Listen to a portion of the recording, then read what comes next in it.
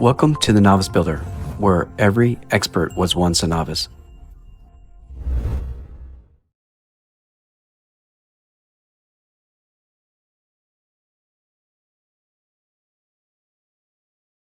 In part 4, we installed the roof sheathing and added the rake fascia, an important step in closing in the roof structure. If you haven't seen that yet, I've put the link down in the description below, or you can head over to my channel, The Novice Builder. Now, in part 5, we're moving on to weatherproofing the roof, installing the underlayment and laying down the shingles. Let's get into it. Now, let's break down the actual tools and materials used. Tools: tape measure, chalk line, carpenter's pencil, roofing knife with hook blades, tin snips, hammer or roofing nail gun, and roofing hatchet. Materials: roofing nails, underlayment, Craftgrade W20, cap nails, asphalt shingles, starter strip shingles, and drip edge flashing. Before starting, safety first. Wear your protective gear, check your tools, and clear the workspace. Underlayment installation. With the sheathing in place, the first task is to roll out the roofing underlayment. The team is using synthetic underlayment, starting at the bottom edge of the roof and working upward. Each course overlaps the one below by about 4 inches, and the underlayment is fastened flat with cap nails to prevent wrinkles and ensure full coverage, creating a continuous moisture barrier that protects the roof from leaks. Before the shingles go on, a drip edge is installed along the eaves and rakes of the roof. This metal flashing directs water away from the sheathing and fascia, protects the roof edges from moisture intrusion, and provides a solid base for the underlayment and shingles to overlap.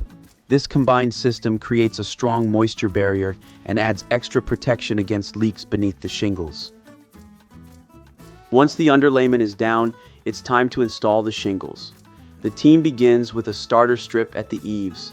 This creates a straight edge to guide the first row and provides extra sealing against wind and rain. Then, the first course of shingles is laid directly on top of the starter. Each shingle is nailed with 4 to 6 nails, placed just below the adhesive strip. For asphalt shingles, the recommended nail size is a 1 1/4 inch roofing nail with an 11 or 12 gauge shank and a minimum 3/8 inch diameter head. Nails must penetrate at least 3/4 inch into the roof deck or pass completely through the decking if it's thinner. As they move upward, each new row is staggered so the seams don't line up. This creates a stronger, more watertight roof. Together, the underlayment and shingles create the main weatherproofing system for the roof, protecting the structure from wind, rain, and snow. Now that we've gone through each step, here's a quick time lapse to show how the whole thing came together from start to finish.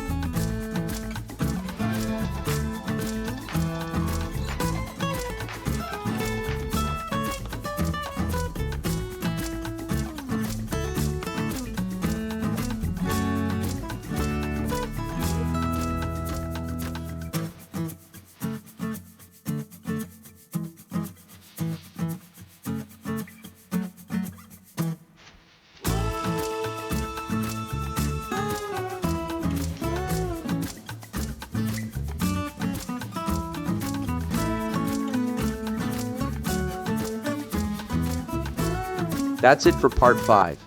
The underlayment is installed and the shingles are laid. The roof is now fully protected, sealed, and topped off with a clean, finished look.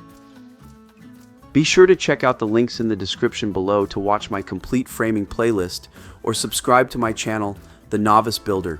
It really helps me keep creating more helpful and engaging videos for you.